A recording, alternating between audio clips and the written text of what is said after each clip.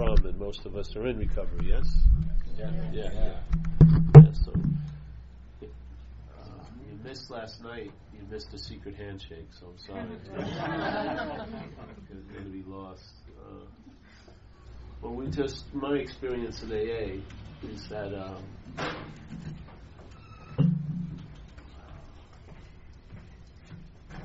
I always like to say, my golden years were between 2 and 4 years old. Everything was pretty good then, and then it went downhill from there.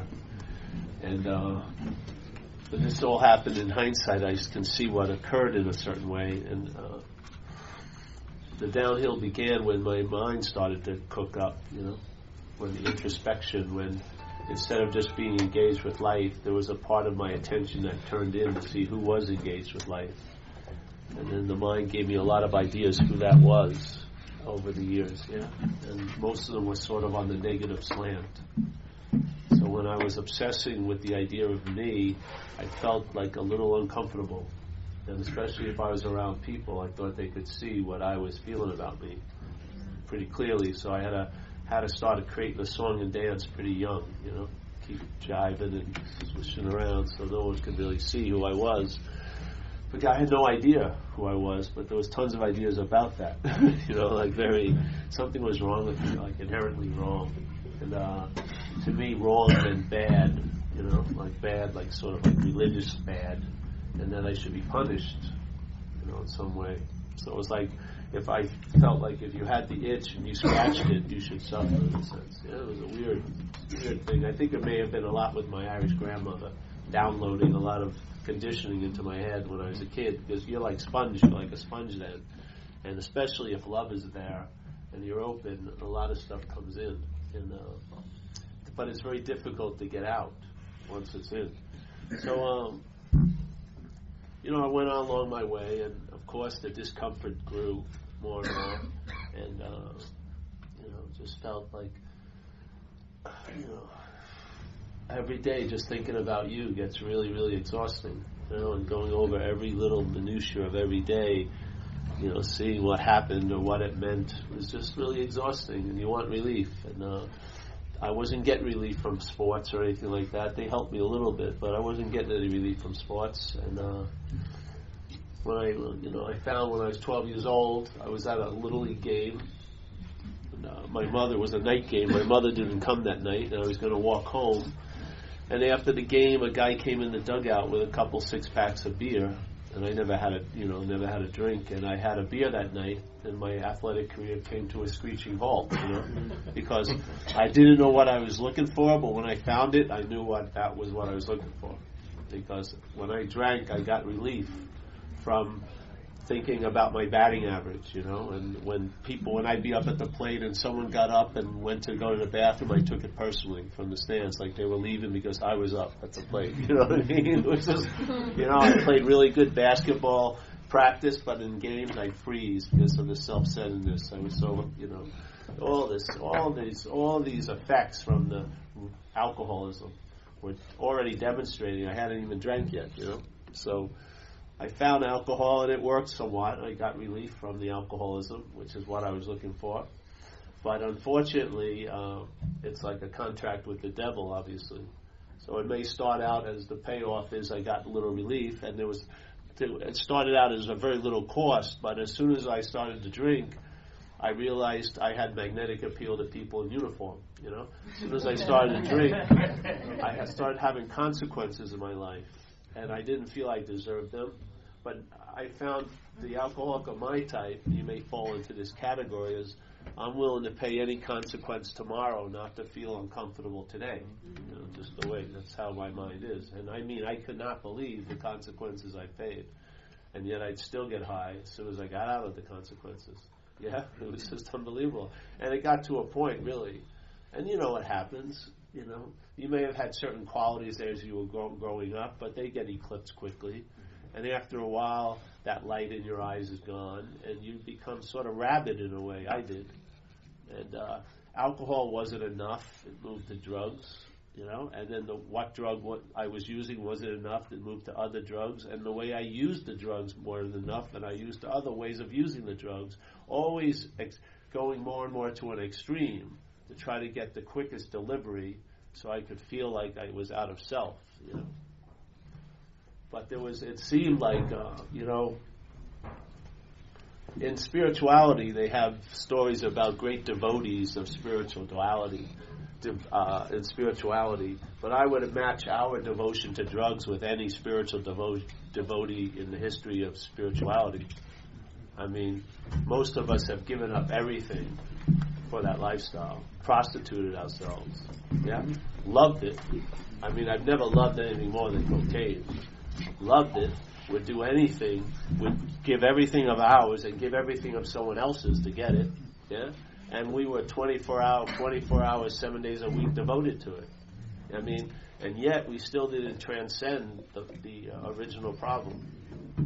The relief never stabilized. I've never met one coke addict that one day shot a shot of coke and said, "Thank you, I've reached cocaine nirvana. I'm stabilized now. I give all the coke, rest of my coke to other people. I hope you find what I have found." It doesn't work out that way, because addiction is addiction. It's never going to be fulfilled. It's always delayed. That's all you can do is delay it. Yeah? You can't fulfill it. Because if you could, we would have. Because a lot of us have gone pretty extreme to a great length to find that fulfillment with that lifestyle, and it doesn't work. So, and it really bums you out when that hits you, you know, that you can't get out of yourself. Because I thought if I pulled my mind taut enough, it would snap and I would be liberated, you know. I figured if I could stay up long enough on coke and like just get it to such a point it would finally snap and something would change, that would stabilize, that there would maybe an ease and comfort would come or something, some kind of relief from that giant thing, that yapping going on in one's head, you know.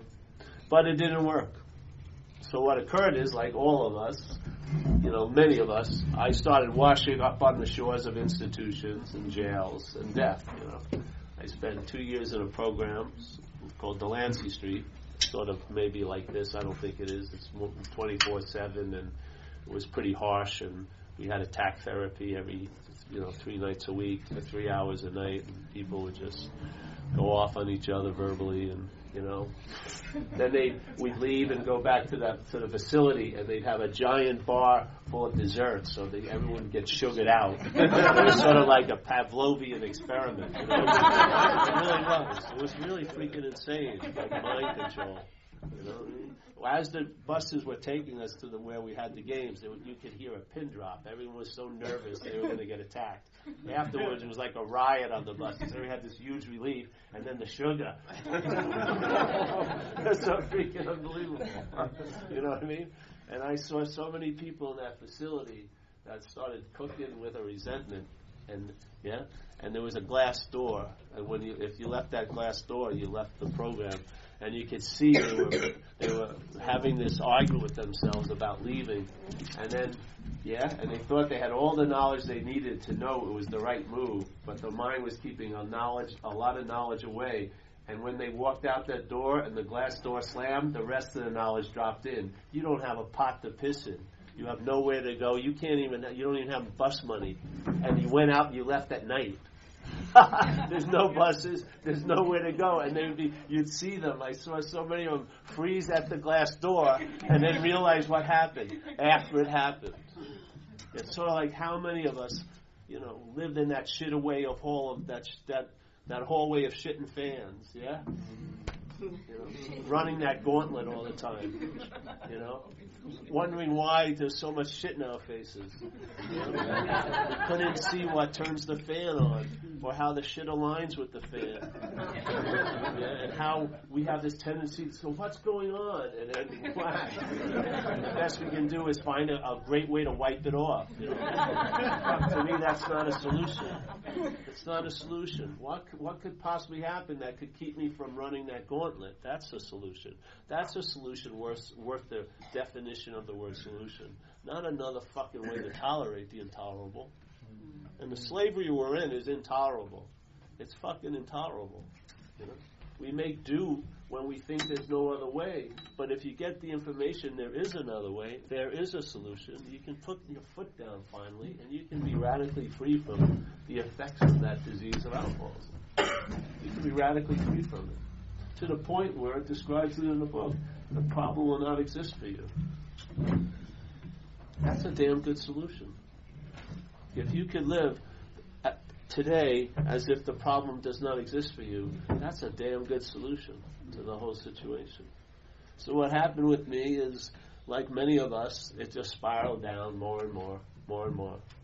Spent 2 years and 3 months in programs, a lot of jails, got run over twice in one night, overdosed, had abscesses where I couldn't go to the hospital, had to go to clinics with no anesthesia and get them filled with cotton. You know what I mean? You ever pull the cotton out of an abscess?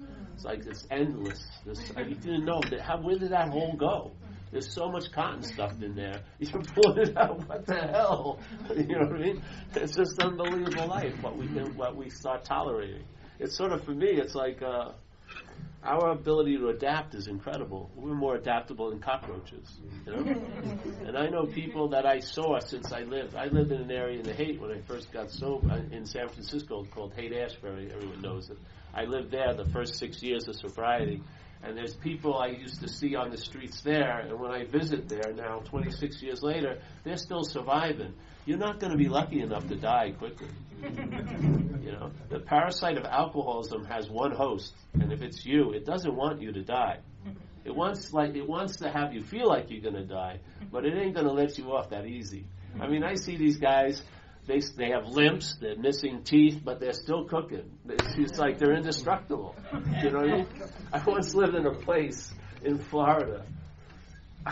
First time I moved to Florida from New York, they have bugs there called palmetto bugs. They're like super large cockroaches that can fly for like 20 feet, very erratically, you know? It looks like they don't know where they're going. And I moved into a room and it was a nudist house. It was people, they were nudists. But I was going to keep my clothes on. But I rented a room in this house. And I moved in, and I had a room, and I got some furniture. And at night, I'd hear stuff. And it was these two big freaking palmetto bugs crawling around the dresser. You could hear them. You know what I mean? So I had all these candles around. I had a futon. I had all these candles around the bed to protect me and stuff. And every night, I'd be up half the night listening to them. And I'd come in the room and they'd hit you because they'd fly and fall out. So one day, at that time, back then, they had these shoes called earth shoes. I don't know if you ever saw them. They were like about 2 pounds each. You know? Very heavy shoes. So this one night, I got a plot to kill these things. So I stay up all night and I'm listening to them. And I see one of them on the floor. It's hard to miss. They're pretty big. And he's crawling, and I put something over it. And I smashed it with the earth shoe. I flattened it, and I thought that was the end. And then 5 minutes later, it just went, it like blew back up, and it was alive again. That's what we're like. That's where I moved out. And that's what we don't do. How can you move out of what you think you are? You can't leave what you think you are. That's the dilemma. That's the dilemma of alcoholism. The parasite has convinced us that we're the parasite. So it's like you think you have alcoholism, but you actually believe what alcoholism is. You're way beyond thinking you have alcoholism. It would be easy to let go of it then. If it was something you had, you could stop having it. But you're identified as it. So when you want to get out of alcoholism, you leave as an alcohol. You leave with the alcoholism. Yeah, and we have a statement in AA, which is one of the most incredible statements, which is self cannot get out of self. Yeah. So if the root of the problem is, and just like with the desire to transcend through drugs, it failed. The desire to transcend alcoholism through trying to check the obsession with self will not work, I find, because the obsession is just there to reinforce the identification as a self. Yeah? And if you're identified as self, which most of us are, you don't know it. That's why the identification is so freaking good. You're taking yourself to be that which you're not. Yeah? So for me, I was practicing a lot of spiritual stuff in my 10, 11, 15 years of AA. Yeah? And yet, I could not get to the solution because it was me that was practicing the stuff. And the me was the dilemma. I had to hear it from outside, just like a meeting like this, but it wasn't in the recovery. I had to go outside. And I heard the message, and I entertained the possibility that I may not be that. And I had an incredible example being in AA, because I had heard a lot of you people share what it was like to be you, and it sure sounded like what it was like to be me. Yeah, and I realized, Jesus Christ, I'm not identified with who you are. I'm identified with what's taking you over. Because the same thing took me over. And we have an intimate feeling and experience of what it's like to live under that tyranny. And that's what starts breaking it, is when we get together. Because it's definitely a disease of isolation. Yeah, it has you, especially when it has you alone. So like when people come in and talk with me and they think they have a problem and they say, I'm going to go home and think about it, I say, I'll go to coffee with you. I'll go to the movie with you. Do not go home and think about it, because you'll spawn about 20 more problems. Yeah, do not go, I got to go be by myself and figure this out. Please, no. It's not going to work that way. That's like the last thing. So my drive here, humbly, seriously, is like we were talking today, my friend and I were together, and we were talking about circuit speakers and everything, and a lot of them, I haven't been to one in a while, but they're great. They're very entertaining, and they're inspirational, and you may cry and laugh.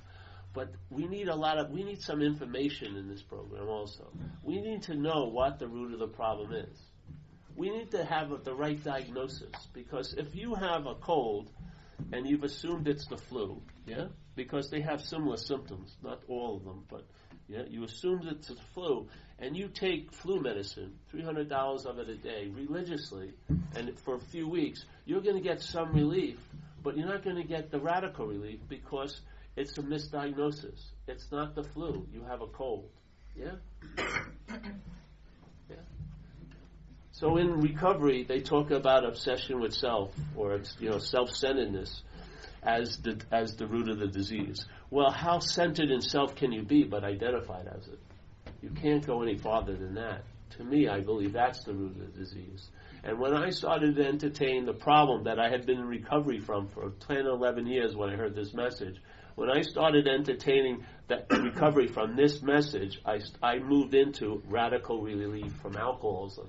And it's just as if I had a rash on my leg and I didn't know what it was, and I bought about 10 different ointments, and I tried them on. And let's say what happens with me, and maybe with you, I put one on, and I hope it's going to work, and it actually grows more of it. What I do is just put more of the ointment on, and I just keep denying that it's not working. I'm hoping it's working, and then I buy like a gallon of it and bathe in it, and now it's really spreading. Yeah. So let's say I tried another ointment, and what happens is I judge the ointment by the proof. Does it relieve me from the rash? Yeah? Then I hit one, and it does. The rash disappears. Then I read what the ointment says on the tube. It's for psoriasis. I got it. So that's what I was suffering from.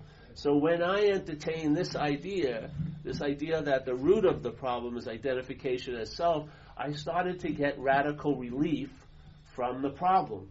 So I started to know, instead of looking at the problem, I looked at the solution. Hey, that it's identification as self is the problem. And I realized that's the solution. By how? The relief from the problem. A radical relief that stabilized and transformed my program into a stable condition in my life. Instead of something that I was doing, it turned into something that I am, which is much more available. Yeah? So I found what I needed to rely on was right where I am at all times, with no requirements necessary, just my ability to entertain it. Yeah?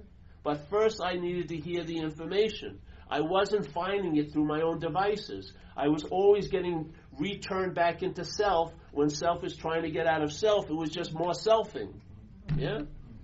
It can wear tons of different garbs. It can wear white robes and patchouli oil just like a black jacket and tats. It's an incredible chameleon, alcoholism. Yeah? It will look just like, it can have done tons of uniforms on it. But what it is, the one you're calling your skin is the dilemma. Yeah? The thing we're calling our skin is also the uniform of alcoholism. It's the root problem of it, which is an act of being identified as it, which is forgotten, and therefore you never look that way.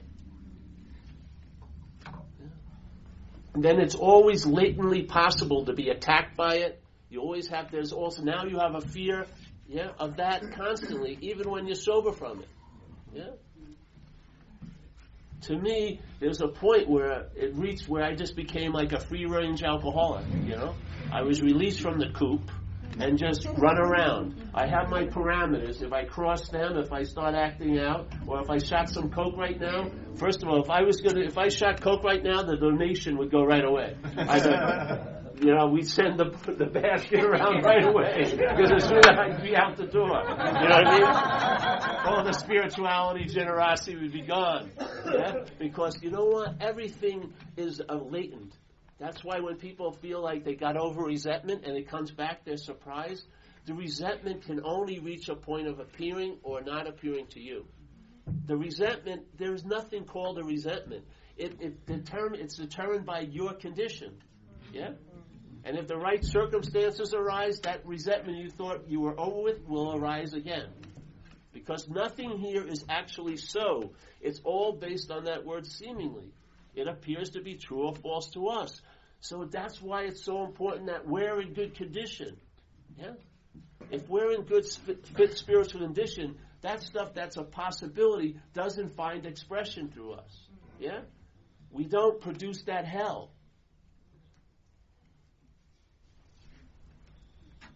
So we need immunity to what's calling upon. How do we... I really believe we need immunity to the thought system. Yeah? There's a lot of thoughts that are worthwhile. A lot, like the thoughts that are happening to me sometimes now work. When I'm in a certain situation, like I was flying back down here from Toronto, and then I was listening to something and I didn't hear the announcement, so the flight was canceled. And it was weird because I went to the gate and it said Newark, and then the next time I went to the gate it said LaGuardia. And I said, what happened? Oh, that flight was canceled. And the next one's at 10 o'clock at night. So there was like, what am I going to do? So I had a couple of thoughts. Well, just go over what you need to do. Let's talk, go to customer service, do this and that. And as soon as it did its job, it stopped. That's the thought system that works. Yeah? The psychological thing, what is this going to mean? All like that is unnecessary. Yeah? I need immunity to that. But because if I don't have immunity to that, I can't enjoy peace of mind. I can't. I'm not going to know serenity and comprehend peace. It's not going to happen. Yeah? Because I'm going to see peace as something that's dictated by time. If you have peace tonight, but you're determined that there is tomorrow, you're going to be worried, will I be in peace tomorrow? That ain't peace. When you're being driven by time, which is the aspect of the diseased thought system, you are not going to be able to stay, even when something that you've been waiting for years just shows up. Yeah? You're going to be pulled and tugged just like a form of freaking slavery. Who wouldn't want to get loaded? Yeah? I still think that drive I had when I was a kid was valid as hell. Yeah? I needed relief. And I still knew, today I need relief. But now the relief is readily available. Yeah? And the best answer to dissatisfaction is just being satisfied. I'm telling you. And to me, this is what happened. Everything I said is coming from it already happening. And then my mind trying to articulate it. I'm not trying to articulate it into existence. It's already downloading and I'm trying to articulate it as an invitation. So that people from my same fucking tribe can get some damn relief that stabilizes. Yeah? So I'm not going to meetings where everyone's talking about the problem from the problem. Yeah.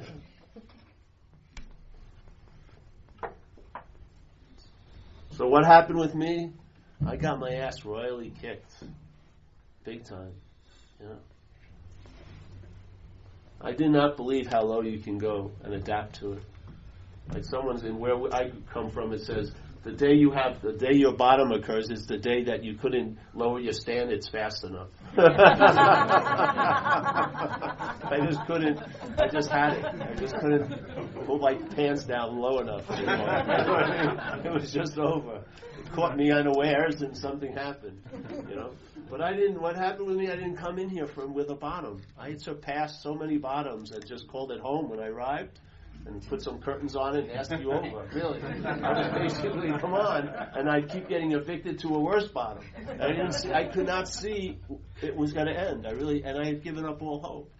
And basically, all I wanted to do was try to stay as unconscious as I could until I parked at the next door of jail, institutions, and death, the next time. Really. So I was in that trailer park I was just a regular day at the office, basically, just trying to get high, drink until I could get some drugs if I could. I had no money, obviously, at that point. I had to coerce someone else to buy it. And then I was just sitting there with this guy who I didn't know, with big bulbous nose and varicose veins, passing a bottle of Royal Gate vodka. I love it. I always share this anyway. It's just a great. Well, what happened is I looked at him and I said, this guy's a bum, He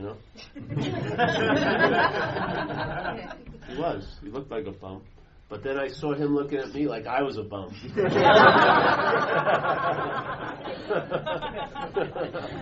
And that was the moment of clarity. For some reason, it got through that time.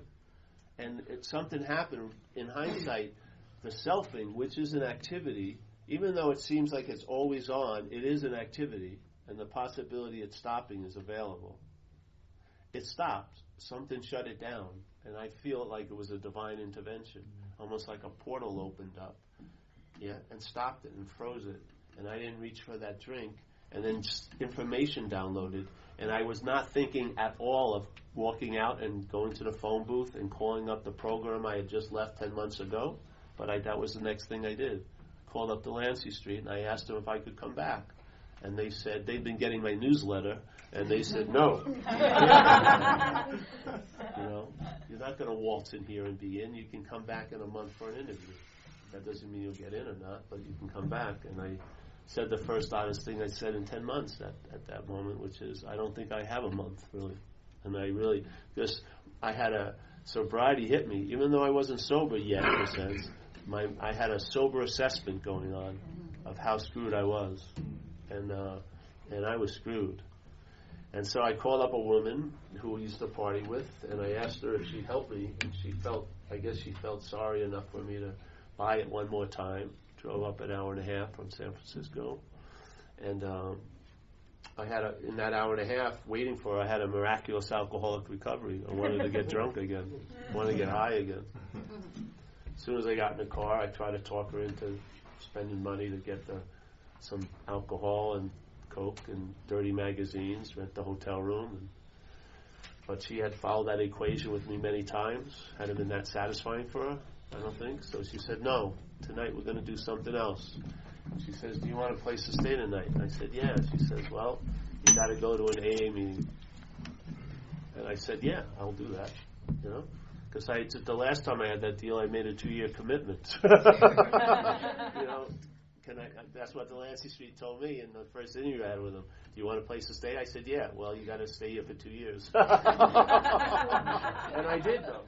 So this sounded easy. I said, yeah, I'll do it. And she took me to a men's meeting, March 21st, 1988, in Salvation Army in San Francisco. I just went back there after my 25th year anniversary. And it was so incredible. Same room. Men, and they have a nice little circle of sober guys in the back. And I told them, it's like, I feel like one of those time traveling movies, because it's like Paul traveling back to see Paul, because there was a lot of Pauls in there that I truly identified with. And I was attempting to tell them, something really good's available right now. This is where I first heard the message. I've been sober 25 years, You know what I mean? And it was like a couple of little Pauls, and I grabbed them, and it was really pretty cool, to tell them, and brought out a lot of enthusiasm, because that was the night. And I walked in there, I didn't have a freaking clue what was going on, none whatsoever. You don't even know how scared you are when you're that scared. You don't know anything. You're just frozen, And then but I felt what happened there. I got a little hope, and it allowed me to feel how hopeless I was. That's what happened. And I had another sober assessment, and she picked me up and took me to her house, and I didn't drink, didn't try to do anything. And the miracle happened that night, really, when I was sleeping, basically. Because I woke up, and that driving force to escape, was chilled out. And I made a rational move, which was a mind-boggling.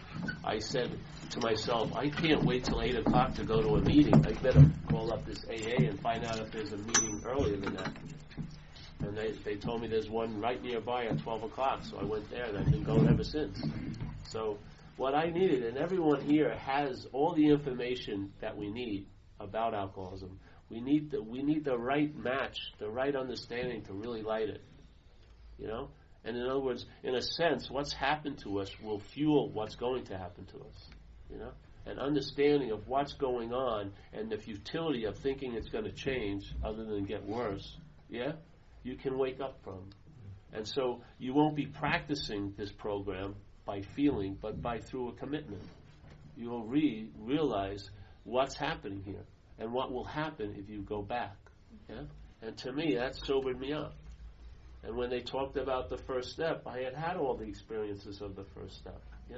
I knew I was powerless over alcohol and drugs, and my life was unmanageable. I had spent 2 years in Delancey Street. I didn't like them. I did everything. I never got high there. I never acted out. I did one little thing. At the end, I got an outside job, and they gave me a stipend for money to buy lunch, but they also provided lunches. So I used to take the lunch and save the money. That's the only bogus thing I did in the whole program, 2 years.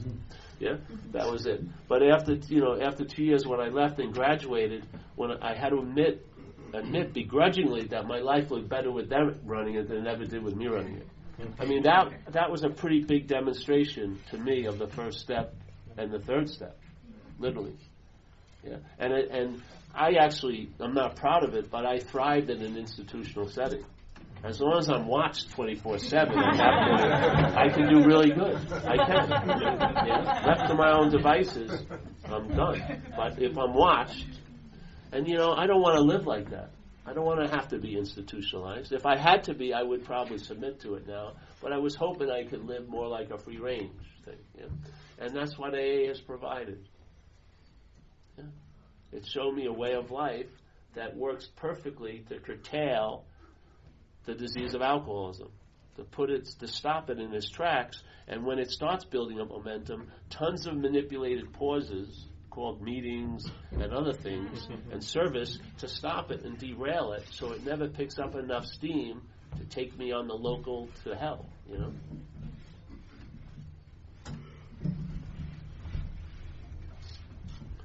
And by the way, just through that basic understanding, it led me to the real root of the problem, in my view, which is all along I lost the sense of what I was when I was a kid, and I grew into a mental sense of what I am, which is something bad, something lacking, something this, something that, tons of somethings, And that pressure to be or not to be that freaking thing was the driving force, and I always needed relief.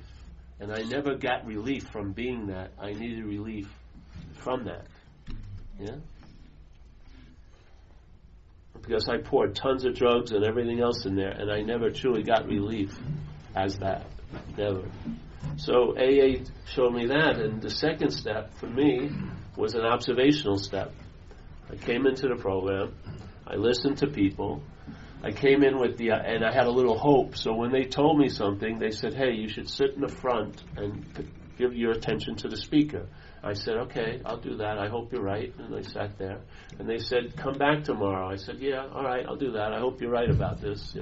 They said, get a sponsor. I said, no, I don't want to do that right now. But I hope you're right. I'll do it sooner or later. You know what I mean? And I started to make decisions based on hope that set off trains of circumstances that brought me fortune that I didn't feel I deserved. And what does that cook up? Which is gratitude. And so after a few weeks of doing the program, I realized I was getting restored to sanity because I was getting restored to sanity concerning the first drink.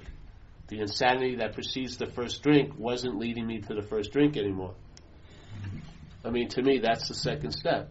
It says, I came to believe. Yeah? So what was allowing me to come to believe was that I followed the suggestions of the program, watched other people doing well, and seeing that I was doing well. So I came to believe that a power greater than me could restore me to sanity, because it did restore me to sanity. Yeah? Concerning the first drink, I hadn't drank. I was living in a guest hotel, and I got a ghetto blaster, and I was having a life again, Starting small, but pretty cool, from where I came from. And then the third step was just led me into, hey, all you need, make a decision to turn your willing life over to the care of a higher power. And I understand the word care pretty well.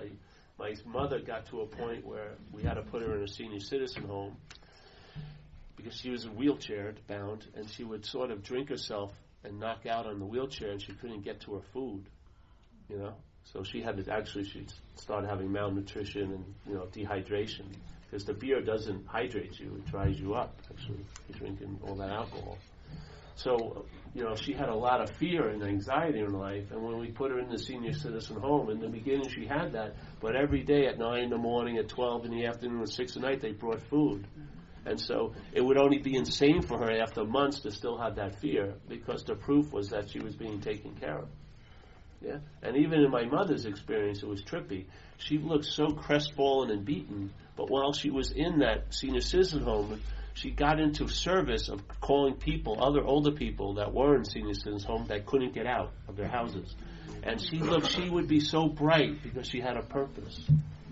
Yeah? And that's what happens. The purpose of getting loaded is over for us. We need to acknowledge and move into another purpose, which is dictated or defined by the 12th step. To practice these principles in our affairs and help other people to attain sobriety. Yeah? And I find in my experience that being identified with something bigger than me, like AA, brings out the best in me. If it was about me, I'd say, fuck you. Really, I would give a shit what happens to you. But because I'm in an AA, it brings about a caring for other people. And you know what? That thing was so foreign to me in the beginning, and now it's become such a part of me. But AA calls out the best in me, Like some people will say, if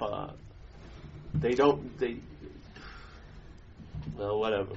So the third step is that attorney, I made that decision. And then people say, and it's funny because let's say in your conceptual idea of surrender, it probably looks pretty romantic. You're on the cliff with the wind blowing through your hair. You know what I mean? You have your ex-boyfriends and girlfriends looking at you adoringly. Please surrender, please. And you make this big, and then the doves fly and the light opens up. But in this case, they say, all right, you made a decision. Now go home and write an inventory. What?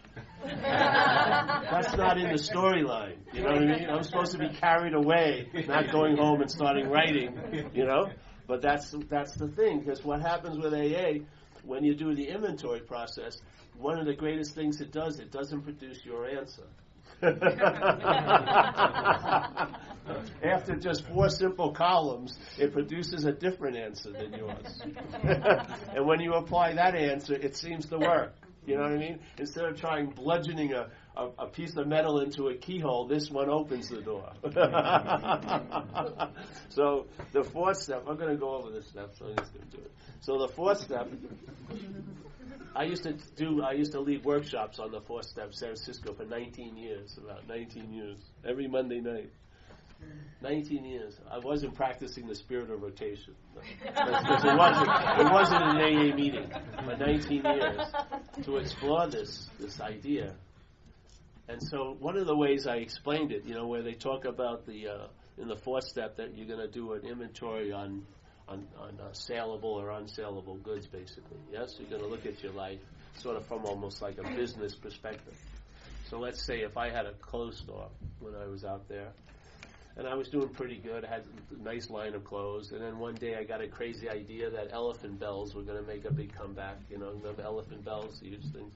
And I bought about 1,000 pairs of elephant bells. At this time I have a nice girlfriend and everything like that. And now the bells aren't selling. Yeah, I gave it to my girlfriend, one of them, and she returned it when I wasn't working with it. They're just packed in the back. And so I'm starting to lose respect for myself, and I'm not vacuuming the place, and people are stealing stuff, and I'm not even running after them anymore. Everyone who calls is a creditor I owe money to, so I don't want to talk to them. I can't talk to her because I feel if she knew how bad it was, she'd leave me and stuff. So there's all this angst and stuff about me in this damn store. So one day a person walks into the store and says, "Hey, I'd like to buy the store from you." So I'm open to that idea. I said, "Yeah, where do I sign?" So I signed the papers, and I'm starting to walk out. He says, No, it's just going to look exactly the way it's looked, but I'm the owner now, right?" And so I'm not used to that idea, but then it comes to me quickly. The phone rings, and I pick it up, and it's a creditor, and he goes, "Is this the owner?" I go, "No." That night I go home and I tell my girlfriend everything, because I'm getting a good salary at work. I'm still there, right?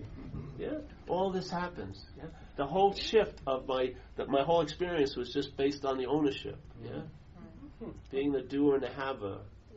Yeah, the one in your own life, the Alpha and the Omega. With that little bit of relief, it created a huge effect. Yes. So now, that's what it's like. That's what the third step is. You're going to turn your will and life over to that care of a higher power, and then judge it by its fruits. See if it works or not. Yes, and if it works, why not? Like it says in AA, God could and would do for us what we can't do for ourselves. Expand that idea. Realize how much stuff you can't do for yourself, and throw it into that principle, and you'll see something will work that wasn't working before. So there's another way. So then we do the inventory process, but the process I like, where it says, being convinced that self manifested in various ways is what has defeated us. We will now look at some of its common manifestations, and then the next statement is resentment. So I'm going to say this for Mike. I think he likes the Poopa Scoopa story, right? Is that the one? So in this case, there's a guy who has a nice house, beautiful lawn in the back. Has anyone heard this? I hope so. It's a nice story. He has a nice lawn, a beautiful house, beautiful lawn in the back of his house. And he has a lot of stuff he does on that lawn. He has the lawn bowling, picnics. He runs around in the morning dew with no shoes on and does angels, and he loves it out there. So one day he's just going to go out in his morning walk and walk around the property, and he steps off the porch and he lands in some shit, So he goes, and he steps back and he lands in some other shit. And they start smelling it. And so he jumps up on the porch, cleans his feet, goes inside, and his life already changes. Now he has to wear shoes. Yeah? The shoes come into place. This is what happens all the time. So then he goes outside and he's walking around and there's a lot of shit everywhere. All different kinds of shit, And he's going, what the hell's happening? So what happens is like someone like me, he just goes in and ignores it. He ignores it, thinks if I don't look at it, it'll be different. And the next day it's even worse. So now he just locks that door, pulls the shades down, goes out and buys pictures of lawns, puts them in his house, reminisces how it was nice to have a beautiful lawn, not even looking that way anymore. And then he's calling up other people. Have you been using it? No, I can't use my lawn. Oh, it's just. And they have parties, reminiscing about the good old days and stuff like that. And then one day, some guy comes in, knocks on his door, and says, "Hey." And I answer, "What is it?" He says, "I've heard you have a problem." He says, "Yeah, I have an incredibly bad problem with all this shit." He says, "Well, I sell Poopa Scoopas, yeah?" And I said, "Oh, yeah, let me see one of them." So I buy one of them and stuff. And he says, "Listen, you use it. If you get good at it, at least you'll have a few moments with no shit on your lawn, maybe a 2x6 foot piece. It's not like the old days, but at least you can stand up for a little while in the lawn. So you get pretty good, and you buy two." Yeah, and you get really good, and people start hearing about how good you are, and they're calling you up, and you're giving advice. Yeah, you get these models, and you have an autographed model comes out, and you have 2 Poopa Scoopas, and you're really good, and people, now you become a circuit speaker. People call you up, and you're going on the circuit talking about how incredible, great, Poopa Scooping is, and you may have about a 4x8, and it used to be like a 200 by 200 yard, but hey, what the hell? And you're constantly having to be vigilant and working hard. And then one day, and you become a great authority on Poopa Scooping and stuff, and the demise of a lawn and everything. And so now the identification is sort of rooted in that thing. And then someone comes in one day and knocks on the door and says, "Hey, I heard you have a problem." He said, "I don't have any problem." I said, "Oh yeah, you have the problem with the shit on the lawn." He said, No, it's not a problem. I learned how to deal with it, And the guy says, really? You did? Oh, yeah, I'm famous. Haven't you read my books? I'm on all the news. I'm the book, my own autograph models and everything, you know. And he says, oh, yeah? I says, yeah, I'm not looking for any.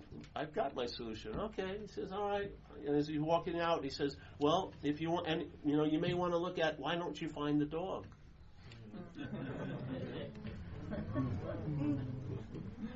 If you find the dog, which is obviously the source of the shit, yes?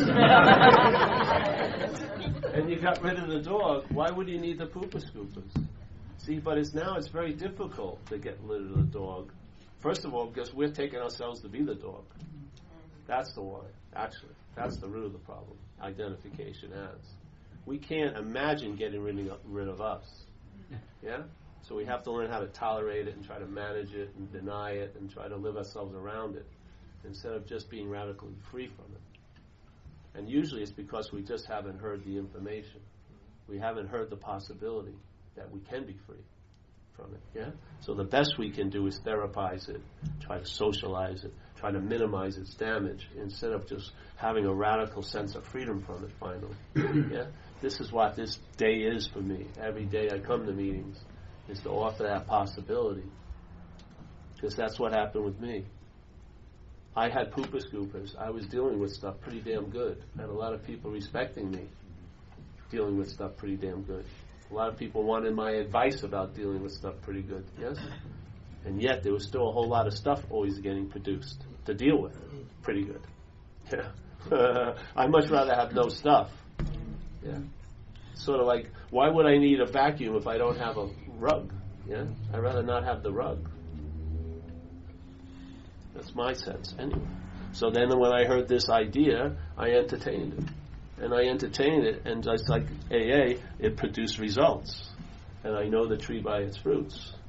Yeah, and I really, really humbly, fervently know deep down that the root of the problem is an activity called identification as self.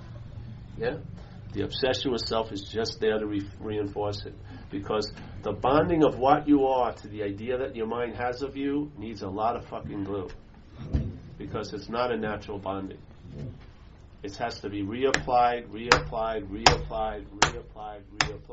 There's many gaps that it overrides, it forgets. Yeah? All those miracles in the morning, you forget in 2 hours, and the resentments of 30 years ago, you remember as if it was yesterday. That's the bias of the mind. Yes? It has an agenda. Its agenda is to forget something by actively remembering you. That's this idea of being Paul. Yeah? Because what your true nature is what's going to free you from the false nature. But as long as you're using the false nature to try to free you, you'll be enslaved. It's not freedom for or as or by, it's freedom from. Yeah? And it simply is this. I wanted to meet, last night we talked about you and I give everything all the meaning it has. Yes? So let's say if I have the same incident, but two different ones. Let's say we're looking at let's say there's an experience called the snake, yes? And the molting of the skin. You know, snakes shed their skin every year. And we're going to look at that one event from two different perspectives. From the skin's perspective and from the snake's perspective. Right? So here it is. The skin starts realizing it's lifting off the snake. Now the skin's relevance is that it's the snake. Yeah? So the skin knows if it's lifted off the snake, that's the end of its little reign of identification. So it's telling the snake, don't go outside in the sun, get a lot of moisturizer, don't do this, don't do that, and it has an underlying current of anxiety because it knows it's not the snake. Yeah? So it sees this as a huge threat going on. Now the snake, if it can weather that storm, is going to feel so much lighter when the new skin shows up. It's going to move over everything much smoother than it is with the old skin. The old skin is catching on things. It's heavier. Yes? It's going to slide over things. So from the snake's point of view, hallelujah, the skin's going. From the skin's point of view, it's the apocalypse. Yes? That's what happens all day. You're either seeing it from one or the other. There's a lot of different degrees, but it's basically you're either seeing what from one point of view or the other point of view. Yeah? Just like when you were out there, the people who wanted to help me, I saw as threats. And the people who were participating in the demise, I saw as friends. That's how distorted it was. I had so many people who wanted to help me, and I thought they were like fucking assholes and punks. And the people that were going down with the shit with me, they're the only ones I listened to. Yeah? This is a very warped, distorted point of view. But there's a possibility to have it shift. Yeah? So when I entertain the idea that identification as self, which is a verb, there's no self as a thing that you're identifying as. The verb is identification as self. That's it. It's just a verb. It can't make a noun. It's not about a noun. It doesn't affix to a noun. It allows a noun to seem to appear. Yeah?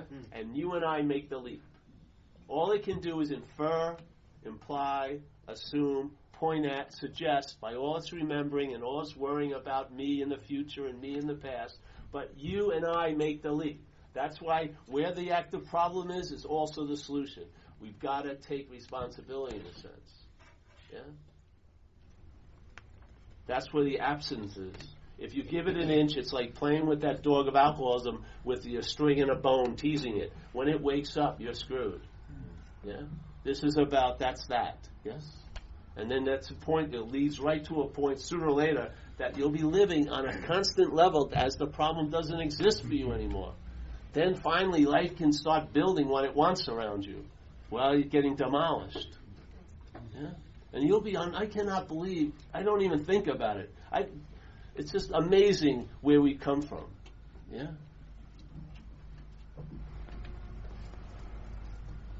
So in this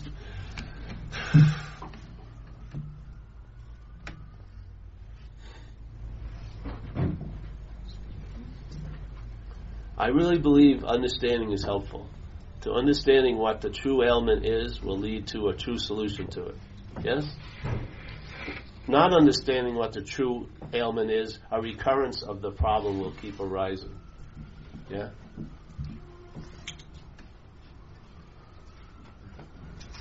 And you won't be able to jive or bullshit. You'll feel dissatisfied again, irritable, restless, and discontent, but the influence of the disease is still prevalent. Yeah? You'll know it by its absence, really. When you're really chilled out and things are stabilized, you'll know what it was like by its absence. Yeah? We know it only one way, being under it, some of us. It's nice to know it from being relieved of it. Yeah? Then you see the beast from head to toe. From head to toe. And you recognize it before it has you seeing from it. You see it. You see it. And it is a possession. Just like when you were out there. Remember? Maybe you haven't drank in a while. So I always use this example of, here's a horse that's been ridden by the jockey of alcoholism. And now it's a little free from it. So there it is in the stable, eating its oats and everything. And then here's the jockey coming. And it gets a little scary. It starts kicking and ooh, ooh. And the jockey's going, don't worry, it'll be different this time. And he's like, woo, woo, no. But it's convincing you, oh no, it's going to be great. We have plans for you. They're going to be great. And you're going, no. And then its leg slips over you. And as soon as it's on you, it's not talking to you anymore in a form of convincing. It's talking as you. Now you're galloping to the 7-Eleven. There's no debate anymore. Yeah? You're calling up the dealer. It's all on. Yes? That's called a possession, or when the parasite has taken dominance again. We want relief from that, eh? Unless you don't. Unless you like it. Unless you like getting your ass kicked royally.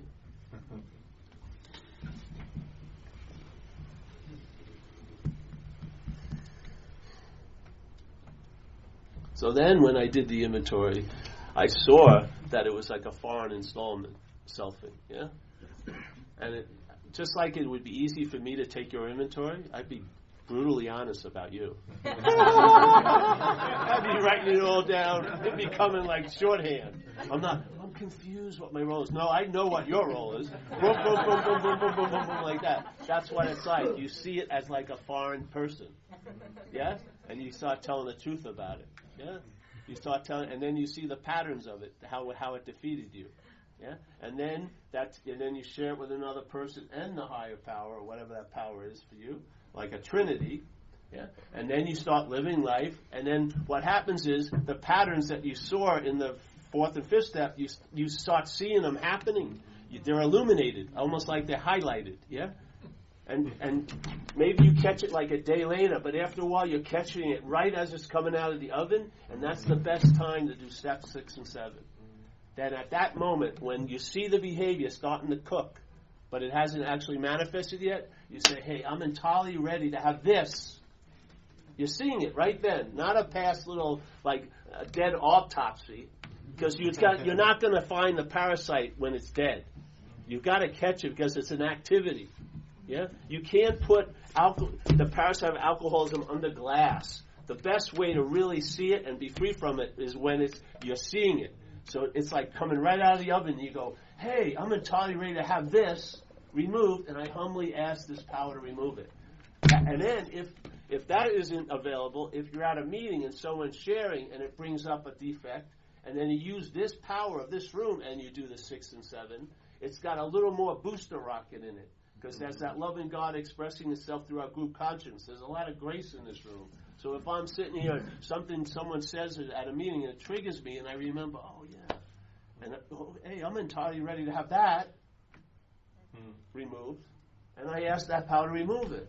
The power behind that is strong. The longer it's out and not addressed, yeah, the more stale it is. It just doesn't it doesn't work as quick for me. So it's a matter of, when I'm at meetings, I'm listening to people. Every person that shares, I listen, because it rings a bell sometimes. I go, aha, that's me. Yeah? Because all of us are the same me, the alcoholic me. So when I'm sharing it, I say, Jesus, that's an aspect of me. And I'm entirely ready to have that, which this person just shared, removed, and I ask that power to remove it. To me, that's 6 and 7 is a living activity. When you recognize, when you see the patterns of selfing arise, you tell the truth. Because I'll tell you, let's say it's much easier to move out of that house before it's built. Yeah? If you're in a house and you've got a mortgage and you got the rent and you bought like a Tempur-Pedic bed in there and you invested some money in it, it's going to be very difficult to leave. But if you see the house in the blueprint stage, when it's coming out, and you can decline, I'm not moving in. Yeah? I'm not moving in. Then there's no need to try to go through all the process of moving out because you never moved in. This is called awareness. Just like if there was a picture of this event, it would seem like this was going on. The more you lift it up, you'd see a bigger picture. That's exactly what the spiritual awakening is. It allows you to sort of rise above situations and circumstances and see the principles of what's going on. Yes? The principles of the disease and also the principles of the solutions. So everything that's said can be rooted back to one of the steps, to the principle that step represents. Every one of them. You can be able to read all the tea leaves and bring it back right to the principle. And at that level of principle is the solution. Yeah? And the principles, they're unvarying. They're the same principle underwater, above water, Wednesdays, Sundays, 2012, 1998. The principle overrides all of that. Yeah? It's reliable. And A's proven it's reliable for the last 70-something years. So, the alcoholic mind generates its little story, but you have a principle around it. Yes? And all you need to do is see what works or doesn't. And I got a feeling most of us would rather align ourselves with what works than they want to be special and right. Yeah? I'd much rather be happy than right, I'll tell you that. Because what happens when I'm right, I end up alone. Most of the time.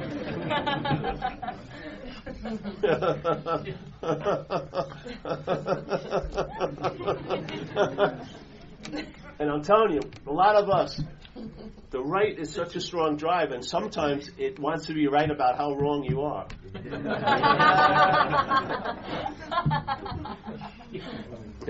I swear, it has a huge drive to be right.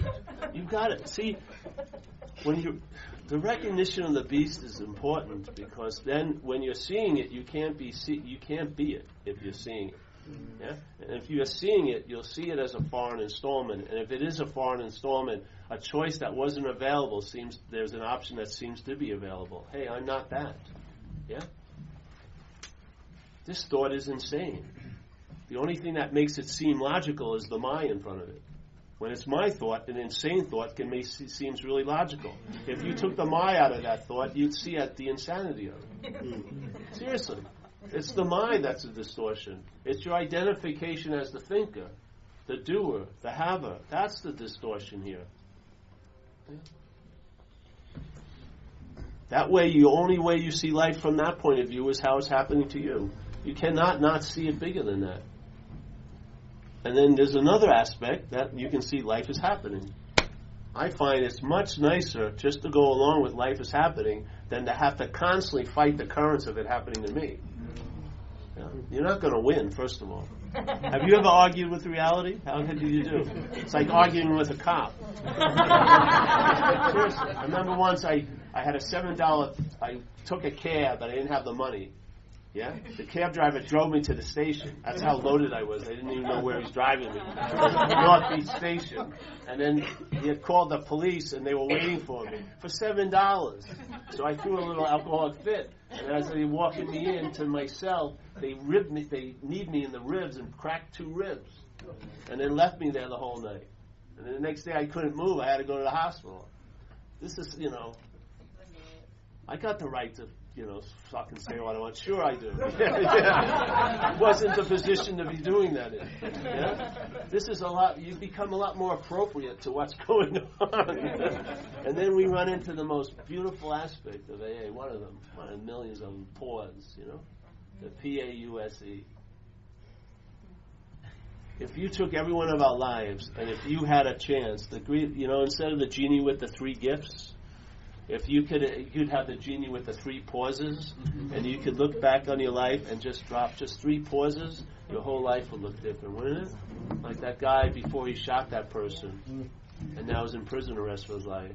If there was a pause there, and some sanity could have dropped in, his whole life would look different. We have manipulated pauses called meetings. We have pauses galore. You do service, you come out of your head, that's a pause, yeah? Then you realize after a while the pause is always available at all times. You can actually live in the pause. Yeah?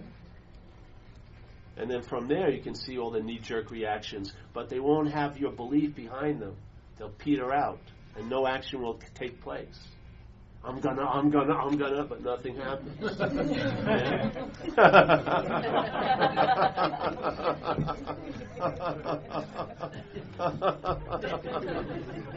All right, so then you get to 8th step. I'm just going all over the place. But the 8th step is simple. You just write an inventory, like a list of people you've harmed in a way. Now, when it came to I tried a first step. I tried a 9th step when I was on the first step. That didn't work well, as many of us did. Yeah. I don't have to tell the story then. But I did that. So each step basically is linear for a point because it brings, like, things I swore I would never do at the first step, I did by the time I got to the 9th step. Yeah. Because the process works on you and makes you available and malleable for the change. Why? Not because it browbeated you and it has to happen, because it gave you evidence of the benevolence. Yes? You've got the evidence that this works. AA doesn't need advertising because it works. This is all advertising because it doesn't work. Seriously. If you had let's say you had a furniture business and you sold couches, and every couch you sold, you shipped it on time, delivered it on time, and the pristine condition was pictured as, yes? Yeah? With no problems. You need excuses, rationales, and blame. No, because you delivered the goods. Now, something that doesn't deliver the goods covers that fact up with what? Excuses, rationalizations, and blame. Sounds familiar, doesn't it? We're relying a lot of times on a failed system. That's the exhaust of it. And it's polluting everything. It's polluting our lives because it can't process here. It doesn't process this place well. It produces a lot of pollution. Yeah? And we're choking on that exhaust pipe, to tell you the truth. Perhaps there's a better way. Yeah? Trusting something infinite rather than our finite selves. Yeah? Self is finite. You and I actually aren't. I don't think we began when we were born and going to die when we end. I've seen dead bodies, and I've seen them alive. Yeah. And the body ain't what was alive. The body was functioning because of that life, but it wasn't what was alive. Yeah? Because the body's still there when the spirit leaves. And you can take most of the parts out of it and it will work if you put it in a live body. But it's not working now. Yeah? Something has to move through this to enliven it. And I believe something's moving through us. Consciousness is moving through an organ called the brain and producing this. Yeah? And that consciousness through the brain is having a subjective experience. In other words, you and I give everything all the meaning it has. We're at this one event, but there's going to be thousands of different experiences about it. Some are going to hate it, some are going to like it, some are going to forget it really fast, some may get something out of it. Yeah? But it was the exact same event. Yeah? That's how important you and I are. You and I are giving everything all the meaning it has right now. And we've given that ability, we've given that position to a system of thought called self-centeredness, which is infected with alcoholism. And we've been dancing to its fucking tunes, reacting to all of its ahs and this and that. And look at us. Well, a lot of us have been wrecks, totally fried out. Yeah. That same event is going to happen. It can call it self-centeredness, which many of us are in, or it can be called centeredness. The mind's going to be centered. If it moves from self-centeredness, find out what it's like to be centered. Much more inclusive in my experience. Yeah?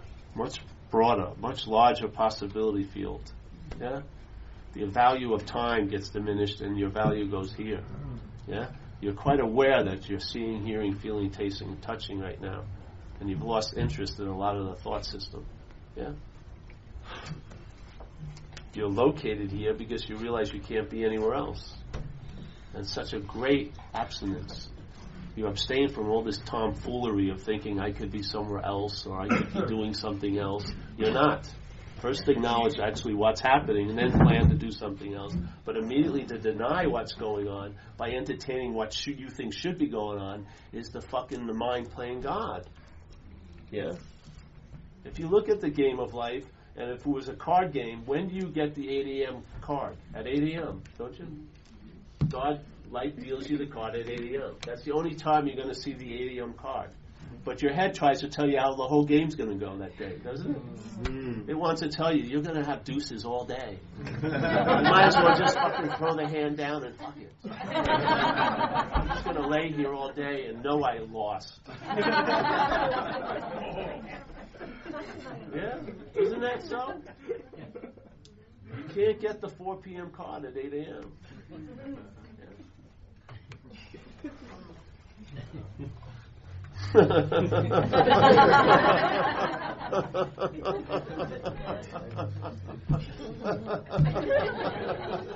I'd rather not see it anymore anyway. I'm quite happy with this 8:30 card. Yeah? I am. I wouldn't want to know what it's going to be like. Yeah? I wouldn't. I'd much rather find out. It's much more enjoyable. Yeah? To know something is like the booby prize. I know what it's going to be. Fuck it, I'm not going to go. I know what it's going to be. No, you don't. You don't have a freaking clue. Yeah. It just freezes you, stop showing up, and then you get to be right. Yeah. Like people, I've known a lot of people who've come in, and they're not. There's a lot of old ideas still very strongly in place. That they're a loser, let's say, that they don't deserve anything good. And then AA starts working its little magic, and they get sober, they get a job, they find a place to live, they meet a nice girl, yeah? So their whole world is telling them they're wrong, that they're not a loser, but a pressure builds up, because the mind so stubbornly wants to be right. It's holding on to that fact. What happens? They go out, and they get to be right. They sit at the bar, they lose the job, they lose the house, they lose the girl, and they sit there. You see what? See that? I'm fucking a loser. All because there was no immunity to the parasite. Where did that loser come from? The head. Yeah? It doesn't come from the elbow. Yeah? It doesn't come from the heart. It comes from a mental fucking stream. Building a story about you that you seem to be glued to, like you're on flypaper, like vertical flypaper all day. If we were stuck this way, we'd probably realize it, but we're stuck this way. We're walking around. Some of us are running pretty good shape, but we're stuck. We're stuck with an idea of ourselves. Yeah? And we'd like to get some freaking relief. Yeah? Even if it's a moment. Even if I have to get more stuck afterwards. I'll do that. Just for a second. Just for that shot, at least that 1 minute of release. Yeah? I'd pay any consequence. What a deal. Remember the old days? I don't know. You ever do cocaine? Probably not. No. You're thinking you're so cool and everything. And you're snorting at a nice club, disco, and you got your linen outfit on or whatever, pink shoes. You're partying really pretty cool. Then, projected 4 days later, the shit's running out, You're sitting in a room full people all shooting in their little chairs. Suddenly it's running out. Suddenly you see this giant field of possibility. The rug. Slowly, this very cool John Travolta type, looking around. No one's there. No one's at the pasture yet, so you're the first cow.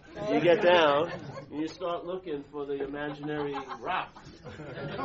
Suddenly others start joining you. And the party is stopped, and everyone's just going, like with a fine-tooth comb, trying to find anything that looks possibly like it could be cocaine. Lint, and then coming back to your chair, putting it in, and shooting it out.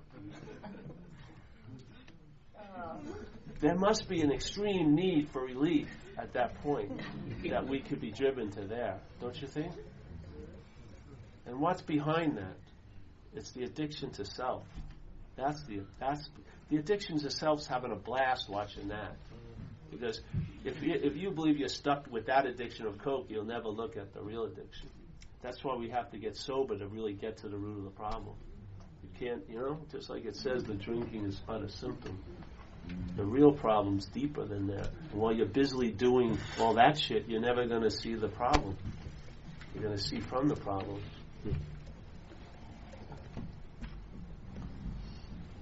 I would like to see how people have the possibility to have maybe a clearer understanding so they recognize it. So instead of taking it halfway, maybe see it all the way. And maybe some real radical relief can come. That will stabilize. It won't be sort of having like sobriety on a cliff. It'll be on a big open field that you can free range a little bit. Yeah, assured that you're okay. Yeah. It says, you're not to get cocky about it or afraid either. Yeah. A lot of people share, I feel free, but I'm still bound. We always want to keep agreeing with the enslavement, Let's fucking be brazen about it a little bit, We're recovered radically from a seemingly hopeless state of mind and body.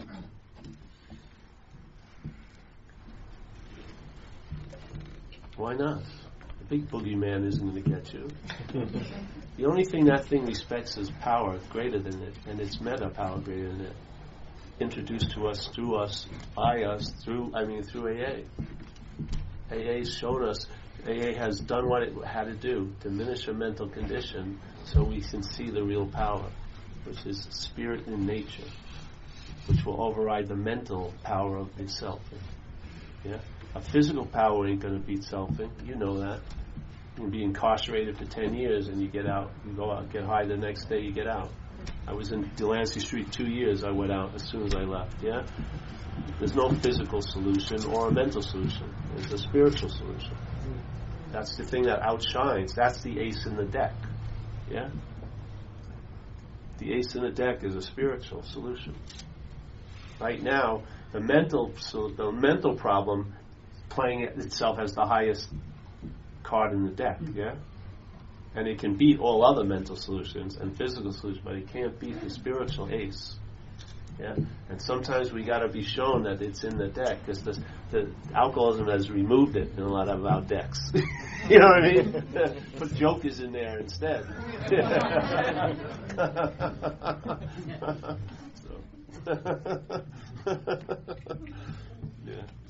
hope I recorded this time. Yeah. So, any questions? Before we get into the questions, we're going to pass the basket. We're trying to raise money to cover Paul's expenses. He flew here from California. So if you don't have any money, don't worry about it. If you have some money, please give what you can. We have a question if you want. You know, it's fine. Great.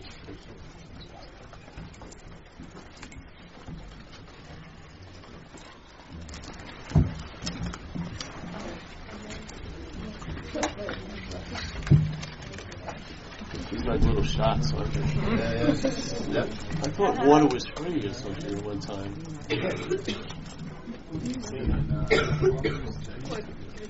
Have some water. Model for New York. Does anybody have any questions? Hey, Paul. My name is Barry C. Barry C? How are you? I'm an alcoholic. I'm an AA man. And it's great to be here with you in person. I've listened, I've heard online. And you read my mail. I mean, I come here, I identify, which was my saving grace, but that's part of my problem now. I've been in AA a long time. I'm old enough to collect Social Security. And my whole entire life was either actively using or trying not to use. So alcohol is my central, it's my identification. Yeah. My sponsor, who's God bless him, Ronnie M., died last year, April 13th. I miss him. He said, thank God you are alcoholic. He says, who the fuck knows what you would have been had you not been that. So what's happening to me now is what happens to me. That's my story. When I say I'm Barry C., I'm alcoholic. That's my credibility, you know what I mean? Yeah, that's my credential. Yep. So I can't let that go. You know what I mean? I mean, that's who it is that I am. And I will say this, that I love AA. I love drunks. However, I still suffer. Do you know what I'm saying? And I've been around a long time. Yeah. And I see the guys. And I never criticize, but I see guys in the fellowship. You know, the old men lamenting over the good old days or what it used to be. And what you have something, and you have something that I want. I want that freedom. Yet I know that wanting it puts me in a position like I've always been, dissatisfied. And my life, and I don't want to turn this into a whole big discussion. What's happened to me over the course of the last 7 years or so, just briefly. The woman I met in AA was sober many, many years, got drunk, and dismantled the life that I thought I had. And it just evaporated. I am no match for booze and pills. And I see everything falling away. And I look and I go, wow, that was like, I mean, I had a solid life. So if that fell apart so easily, everything is, I mean, what am I living in? It's starting to feel like unreal. And again, here I am, sober all the time. Sure. Now it's broken into AA Basic. Don't drink, make meetings, be available for the new man. And that's my life. Yet, I'm like out, like I'm in nowhere land. I look down sometimes and I think, wow, I don't know where the fuck I'm standing. You know what I'm saying? Yeah. So I don't even know if I have it here. The question is this: where am I going to go with my identity as a drunk? If that's not who it is that I am. So and the other thing is I missed last night. No, I missed last night. Yeah. But I'm familiar. Yeah. But I felt bad today. And today was a rough day. This woman who I am essentially estranged from is still in my care. She never sobered up. She got stopped last year by being diagnosed with cancer, and I had to take her for her last chemo treatment today. But I wanted to be in the same room. And for what, I'm not really sure. But I could see you as a person. Yeah. Whatever that whatever it means. So, again, thank you very much. And so where am I going to go if I'm not drunk? Yeah. Well, the thing is, when you come, just like we glommed on to the identification of being an addict, it's not as glamorous to be a drunk, but, addicts and drunks. It's sort of like a security, and then you got the next security was alcoholism, alcoholic. And now you're just going to be wearing that probably looser and move into something else, or let's say nothing else. Yeah? You'll still be wearing the AA uniform, but it won't be your skin. Really, yes? Because AA is here to bring a freedom from even AA, actually. Yeah, man. Yeah. But AA will be here to support you for that. That's the beauty of AA. AA will support you being free of AA. And you'll be able to express the freedom from AA in AA as another possibility. Not just a changing of one identity to another, but an outgrowing of identity as being the like the straitjacket uniform that we seemingly so powerfully need. You'll be able to stand on something else other than being the drug addict and or the recovered alcoholic. You'll find another ground. Yeah, but AA is so incredible that it actually promotes being free from AA. See, it's like, do you ever read the book New Pair of Glasses?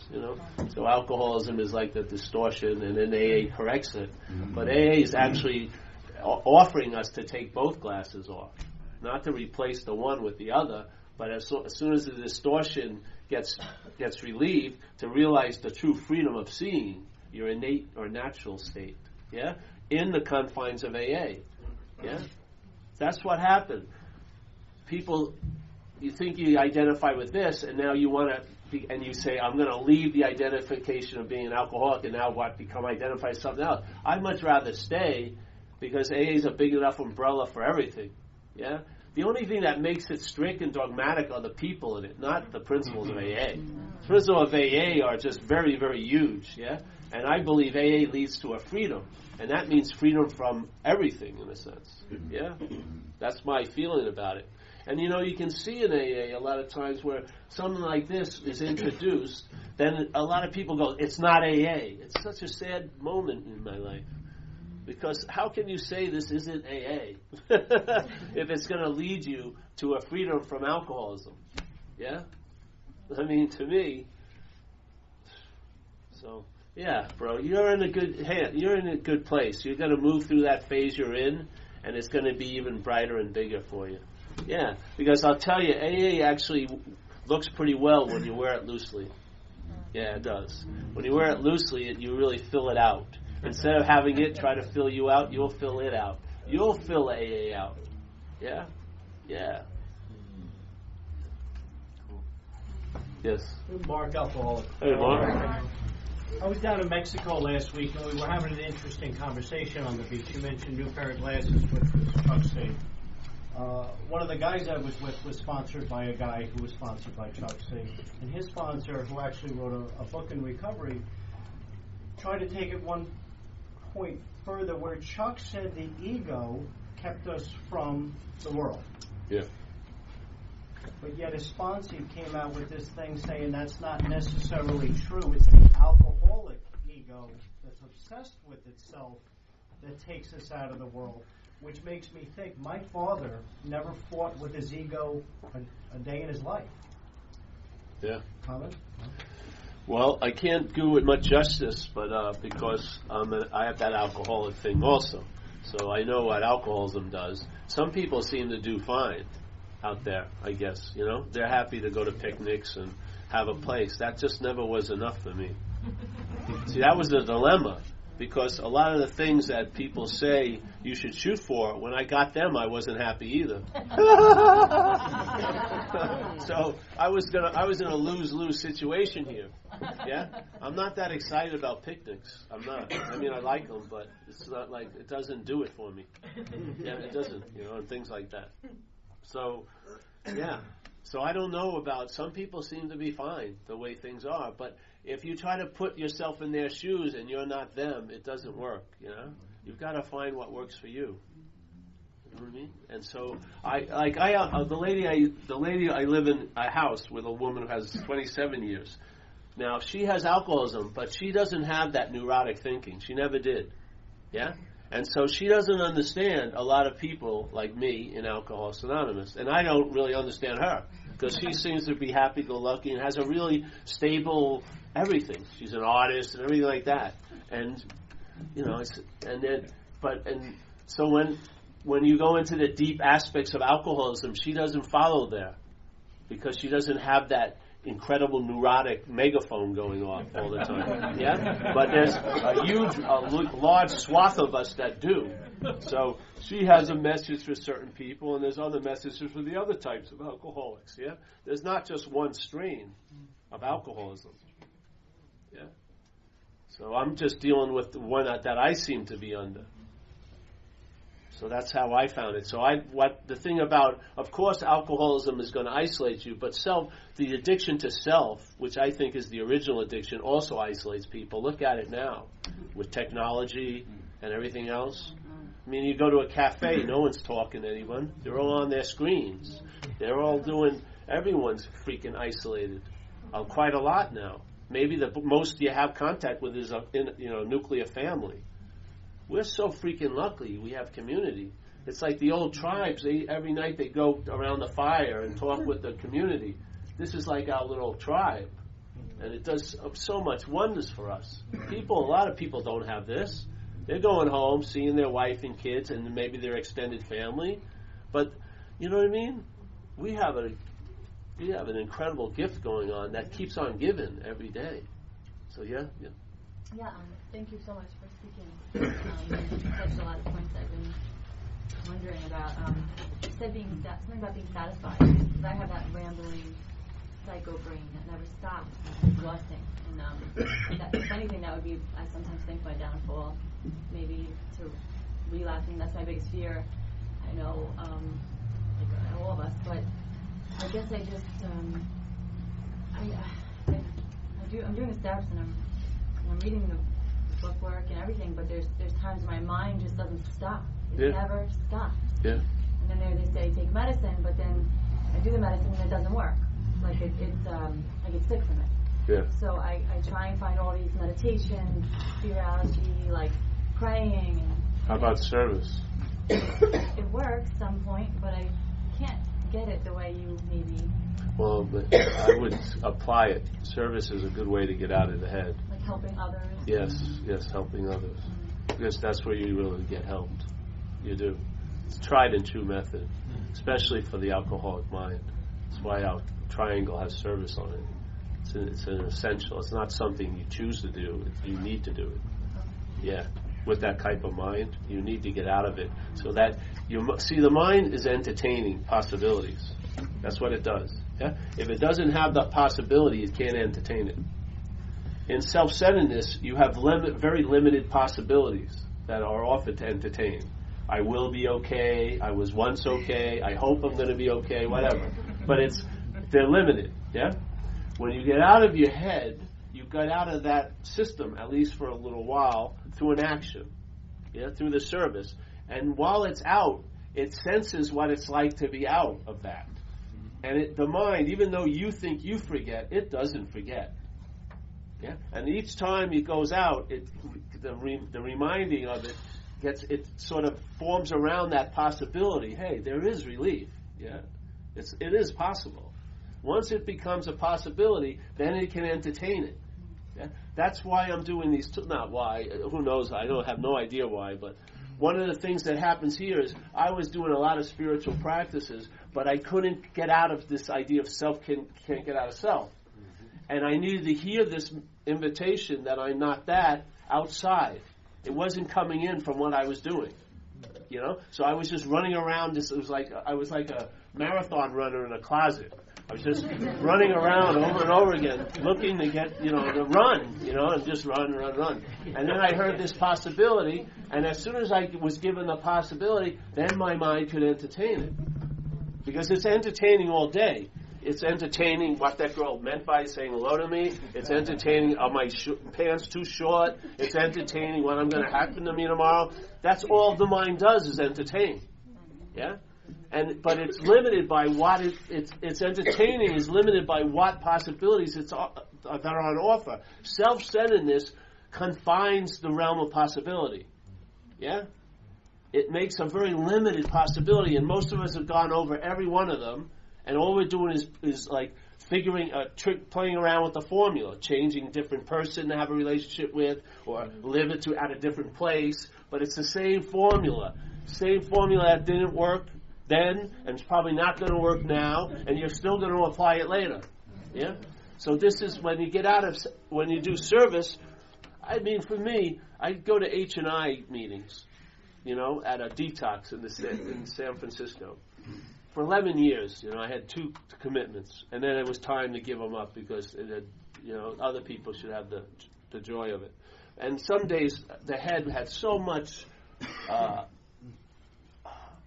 oomph behind it. Yeah, nothing. No meditation was going to stop it. No reading a book was going to stop it. No 8 hours of yoga was going to stop it. What stopped it was going to a freaking meeting of AA and people who needed AA very badly, and after about 8 or 10 minutes, the worst storm at all would be subverted. It would be changed.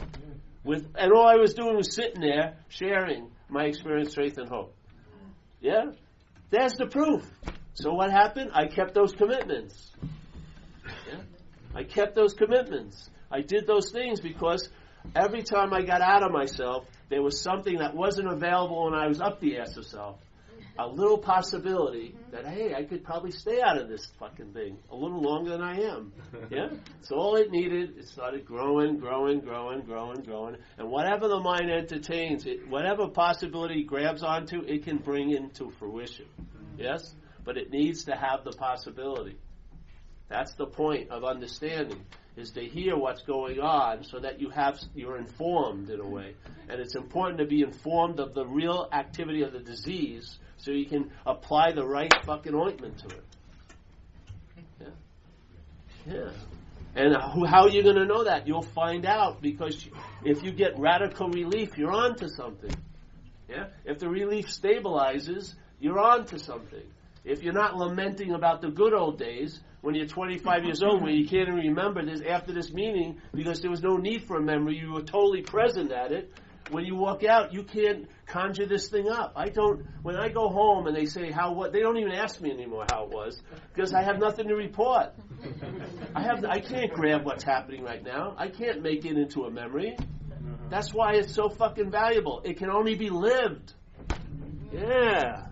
I can't send pictures home. Look at this lovely meeting I was at.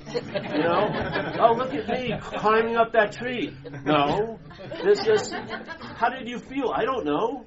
But I know whatever was bothering me when I walked in here, whatever physical condition was nagging me, was totally forgotten. Every second I've been sharing. Therefore, how real could it fucking be?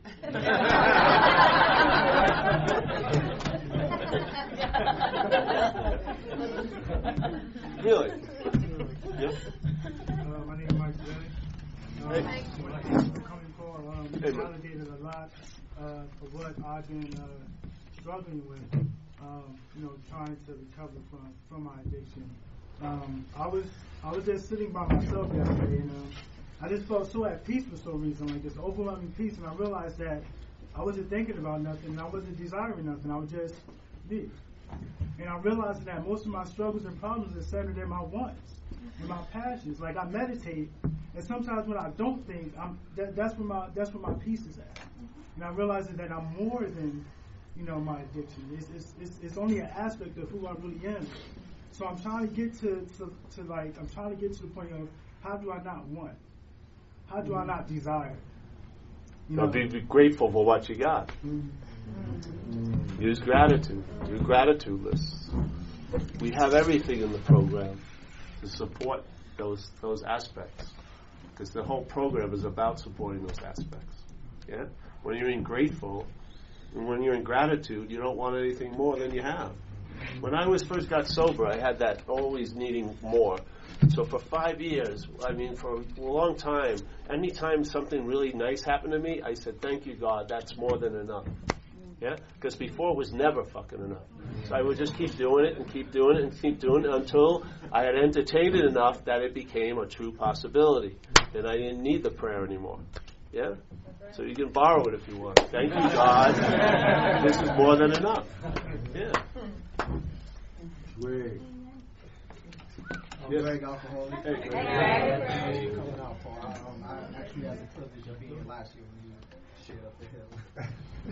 But something you were saying about with the story with the bug.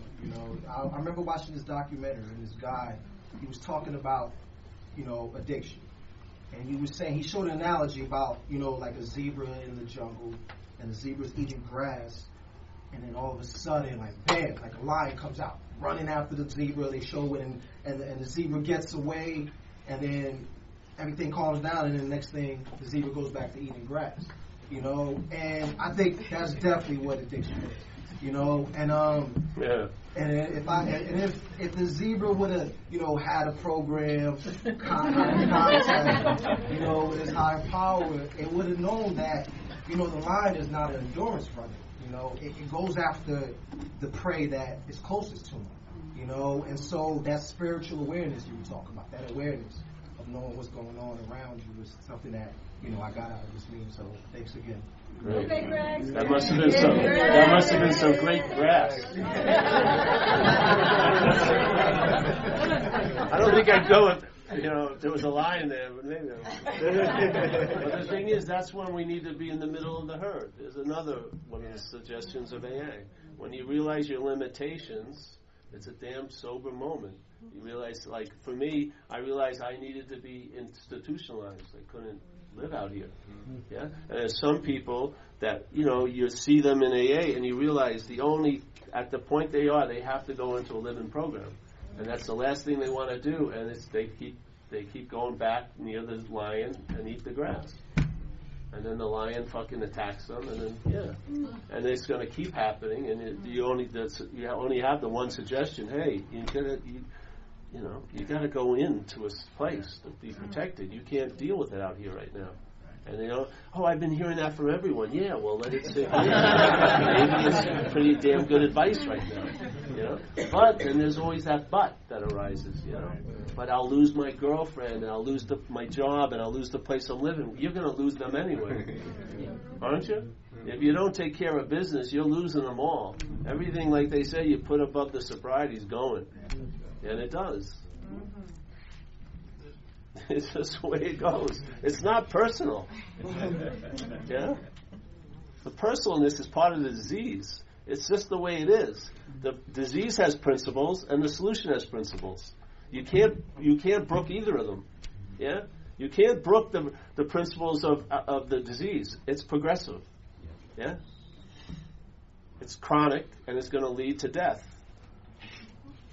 Some way or another, yeah. You're not gonna be the exemption to that rule. It's not happening. And then there's principles of the solution. So you learn both. You don't learn one without the other. You need both, because the one learning of the principles of the disease will motivate you to practice the principles of the solution. Yeah, they will. You won't take this so nonchalantly. Some of that stubborn reluctance may be removed because you'll have a sober assessment that you're screwed, and you better get sober. You better get serious about this, and not have it on the level of feeling, but commit to it. Commit to this thing a day at a time, but commit, not feel, but commit. Yeah, and that came for me from a sober understanding, and I had, thank God, the ability to be convinced. Life finally convinced me on that last run, and I was brought to AA.